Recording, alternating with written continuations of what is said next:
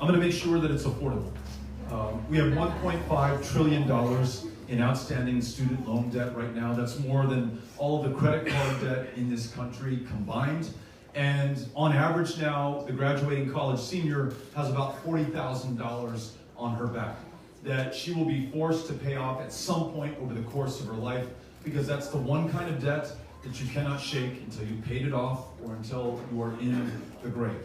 So here's my proposal. One, let's stop digging the hole. Let's make community college free to every single American. Free when you're 18 years old, free when you're 45 years old, and your job has been automated out of existence, and you need to retrain or reskill or learn a new profession so that you can have a career that will allow you to command a living wage. Let's elevate unions instead of diminishing them in states like mine, in Texas, and yours in Iowa, so that more people can join an apprenticeship and also learn a trade or a skill for life, and for lifetime guaranteed to come back and reskill and retrain without taking on a dime of debt.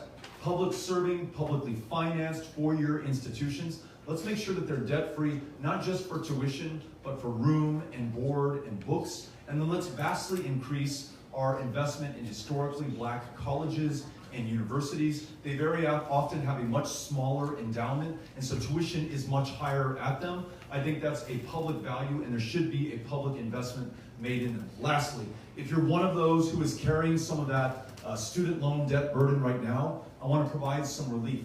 Let's, at a minimum, refinance your debt at much lower interest rates, and then maximally, let's expand vastly the public service debt forgiveness program. If you're willing to teach school or work in one of those 45,000 unfilled positions in the VA, serve someone who put his life on the line or her life on the line for this country, I want to wipe clean the outstanding student loan debt that you have right now, so that you can focus on that student or that veteran or that public service that you want to provide. So I think that's how we meet this challenge and make sure that cost is not an object to anyone wanting to improve themselves through higher education or joining a union.